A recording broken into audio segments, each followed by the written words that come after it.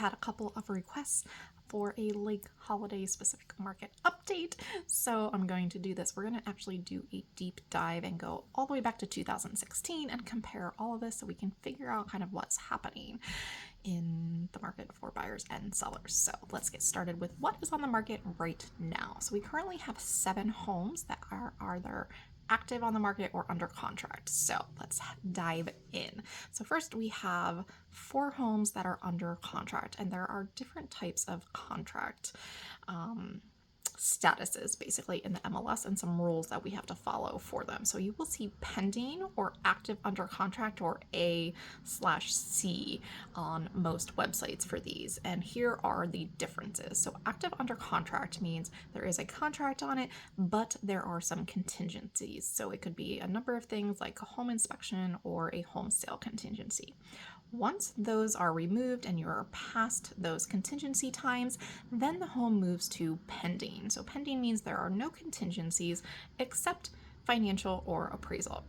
So most likely if it is pending, it's probably not going to come back on the market unless something happens, like they actually are not qualified and they can't get their financing.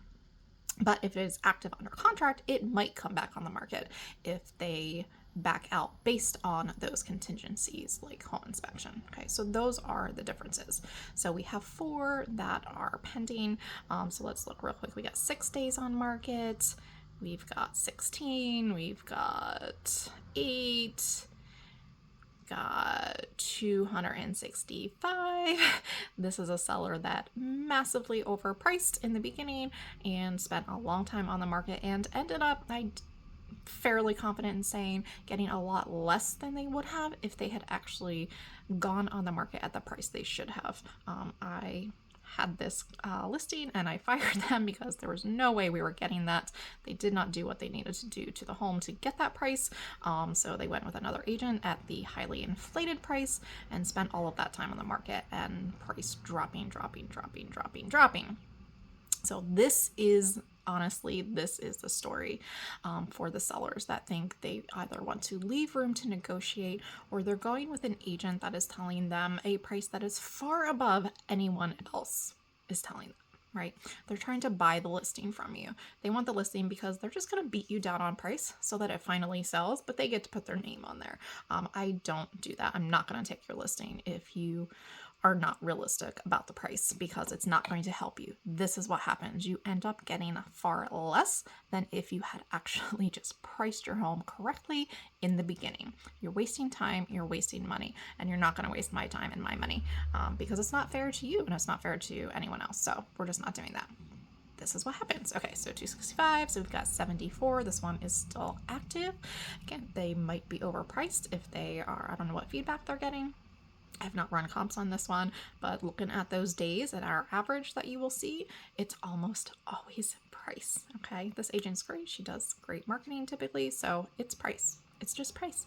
I know sellers don't want to hear that. So we have the next one that's been on for 91 days. You can see they have already dropped the price at least once. That's the green arrow.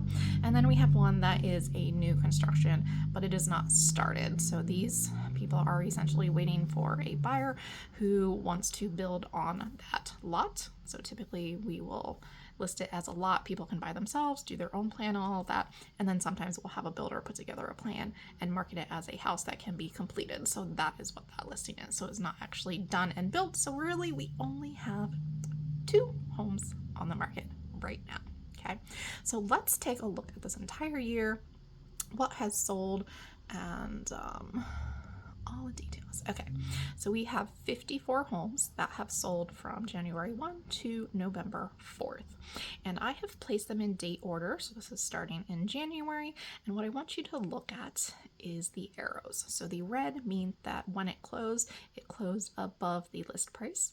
If there's nothing, it closed at list price. And if there is a green arrow, it closed below list price. Okay. And I put this in date order to kind of see what's happening, right? So you see a lot of reds up here. You get one green. We're going down. We're in July now. We're starting to see another couple of greens, but still some reds, right? And I think this shows this is the pricing difference. If you are pricing below market or at market, you are selling faster and for higher than if you price above market. It's just facts, right? So what are we seeing? We are seeing more greens the further we go into this year because sellers are still thinking that we are where we were a year ago, and we're just not. Yes, we still have limited inventory. You'll see some numbers I'm going to go over with you in a second here. We are seeing limited inventory, but our values are holding. Okay, they're not going up 20%, 30% as we have seen the past couple of years. They are holding. So sellers who are saying, well, no, my home should be worth more than something similar that sold 6 months ago, that's not where we're at. And you're seeing that by these green arrows. So let's go to page 2, and then we will take a look at the averages. So you see more green arrows over here. So as this year goes on, we really have to adjust our thinking, our marketing, and our pricing. So let's take a look at all of these stats, and we're going to compare to the past few years. Okay, so the first column is the original list price. So this is what it was put in the MLS as first. If that price changed, whether up or down, is the second column, right? So it looks like on average, it actually went up this year because we had a lot of those multiple offers pushing above the sales price. But we didn't have everything doing that, right? So it kind of balances out. So then we have the current price. That is what everything sold at. So our average for the community this year so far is 396,000 to almost 400,000. Our average days on market is 21. Now this is up compared to the last few years where we saw 7, 10, 12, 14 days as average, which is very low for typical for Lake Holiday. Okay, and then the sales price percentage to the list price. So we're looking at 99%. So yes, we did have those ones that had to calm down in the price, but it was mostly because they were overpriced, not because they were being undervalued now by buyers. So you saw that change through the year. If you just looked overall, you might think, oh, the value's gone down, but when we're comparing everything, they're not. The values are still up. So this is 2023 year to date. So I pulled numbers year to date going back the last few years, and we're going to take a look at a couple of them, but not all of them, but I just want to tell you some numbers. So 2022, our average was 375. So we're up to 396. So you can see that value is still going up despite interest rates. And that is because of the low inventory. If we had a lot of inventory and high interest rates, values would drop, right? But that's not the case here. So values are still holding. They're not going up that much. We're at about 4% in the overall area. You can see the difference here in Lake Holidays, maybe a little bit higher than that. I didn't actually do the math there. But back to 2022, 15 days on market. So we're up. We're at 21 now. 2021, we had 66 homes sell. So those were kind of the normal numbers going into November. So we still have low inventory. We're going to be down about 10 to 15% this year in the end, I think. But in the US, we're seeing 30 and 40% lower sales total and inventory. So we're a little bit better. It's caught up in the last couple of months. So 2021, our average sales price was $336. We're at 396 now. They had 9 days on market average in 2021. 100.9% sales price. So we're still right there. We're at 99% right now. So we're going to go all the way back to 2020 and take a look here. Trying to see my screen behind my phone. Okay, so 2020, let's take a look at this. This is kind of where everything started going crazy, right? Because of COVID. So 2020, our average sales price was only $274,000. And we were kind of there for a while. And the whole area was about $240,000, $250,000 back then. So you can see how much the values jumped in those years. Right? We had the low interest rates. We had a lack of inventory, which had buyers competing against each other, raising those values super, super quickly. Again, We're not there anymore. Okay, values are not rising like that. Inventory is still low, it's coming up a little bit, but those values are not going to keep doing that right now because of the interest rates. Okay, so what do we have here? 42 days on market. That's pretty normal. So if your home is starting to get to those days of number, it's fine depending on, are you getting showings, what is the feedback, all of those things. It's not one number means anything in real estate. You have to look at everything, but you can see that that was kind of normal. 42 days. What we've seen in the last 3 years has not been normal. I think we are starting to realize that. But let's go back one more to 2016. So we were at 232. So you can see that, values weren't going up that much. And again, that was because we had a ton of builders building stuff. They weren't building the numbers we needed to, but they were. They're coming back again now. We need that inventory to kind of level things out. This was a balanced market. There was enough inventory and there was enough buyers, right? They had options. Their interest rate was pretty normal. And then everything, when interest rates started going down, that's when we started seeing all of this. What does that mean now? So you can see, looking back, our average days on market were still pretty low. We are still in a seller's market because of the low inventory. Buyers are being kicked out of the market because of the higher interest rates, especially on the lower end, which a lot of people still think of Lake Holiday as a lot of starter home options. I think we have fewer of those now than we have in the past. I think a lot of people are holding onto those. So we not seeing them come on the market. But I think most people think of that. And so the starter price the price for a starter home has gone up exponentially over the last 3 years. And the buyers don't have the income to handle that on the interest rate, which is what they want. They want the economy to do all that stuff right now. But that's how it is affecting the real estate market. So if you're a seller right now, the biggest thing is talking to your trusted agents. I would talk to at least 2 or 3 of them, get their overview on the entire market. And when you are getting what they think your home is worth, you need to be looking at the numbers that they're looking at. Where did this number come from? Not just you saying, I want this much money, which I absolutely want to know what my sellers want. Because if there is a way to get there, I want to do that. If I don't know what you want, I have no way of getting there because I don't know what you want.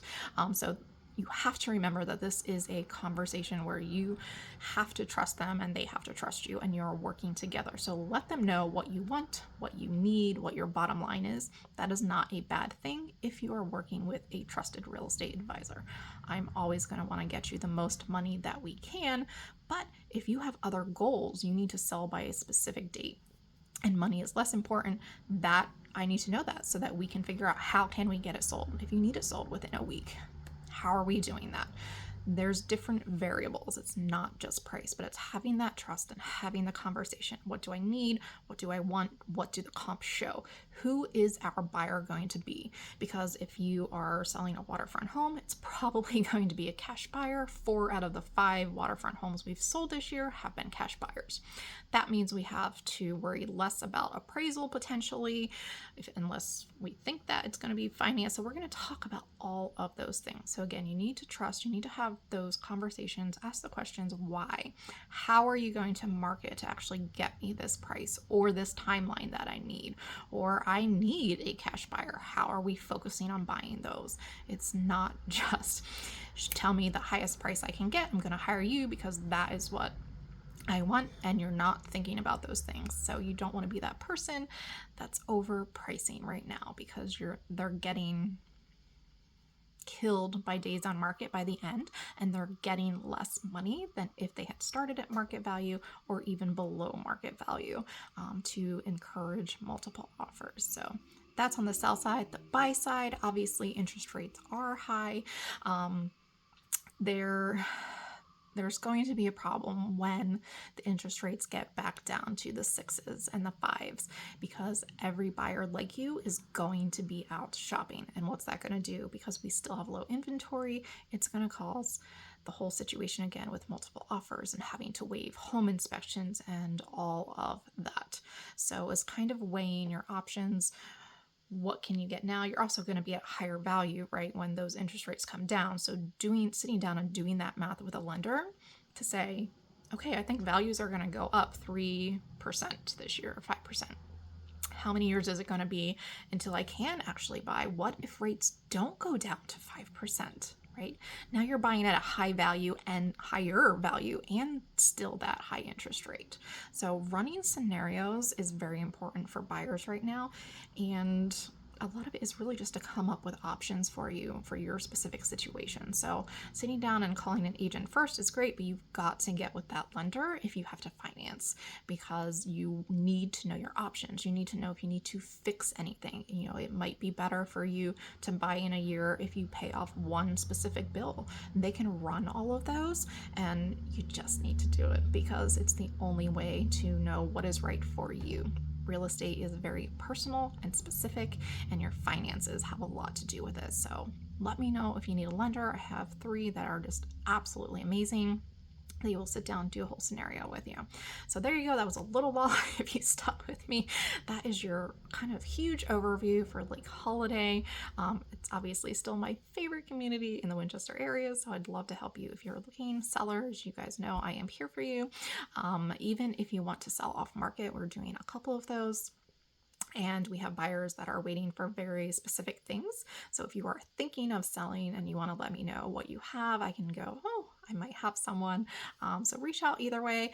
Love helping y'all, and have a great holiday season if I don't talk to you before the new year.